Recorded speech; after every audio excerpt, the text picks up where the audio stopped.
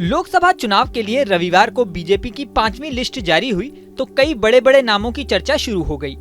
कंगना रनौत से लेकर नवीन जिंदल तक कई ऐसे नाम थे जिनके बारे में कोई कयास नहीं लगा रहा था।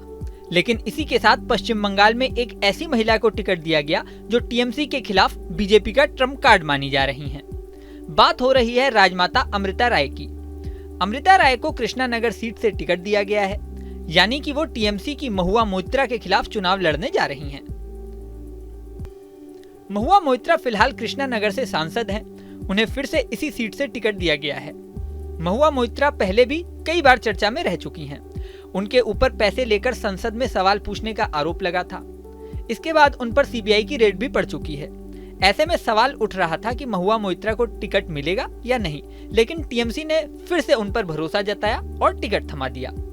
अब बीजेपी ने महुआ मोइत्रा को टक्कर देने के लिए राजमाता अमृता राय को टिकट दिया है। अमृता राय कृष्णानगर की प्रतिष्ठित राजबाड़ी यानी रॉयल पैलेस की राजमाता हैं। अमृता राय 20 मार्च को भारतीय जनता पार्टी में शामिल हुई थीं। उन्हें बंगाल में विपक्ष के नेता शुवेंदु अधिकारी की मौजूदगी में बीजेपी की सदस्यता दिलाई गई थी।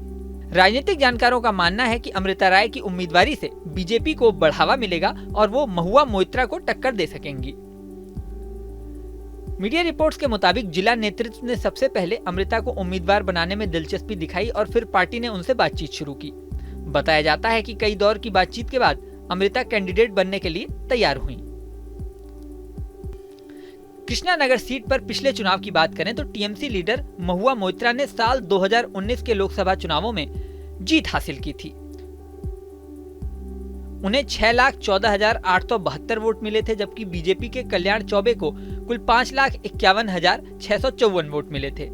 यहां आपको ये भी बता दें कि 2019 के लोकसभा चुनाव में महुआ की जीत के पीछे बड़ी वजह चोपड़ा, पलाशीपारा और कालीगंज विधानसभाएं थीं। इन तीनों विधानसभाओं से महुआ को भारी वोट मिले थे। अब दावा किया जा रहा है कि पिछले 5 सालों में कालीगंज विधानसभा में बीजेपी का संगठन काफी मजबूत हुआ है। वहीं पिछले कुछ महीनों में इस इलाके में टीएमसी की ताकत कमजोर हुई है।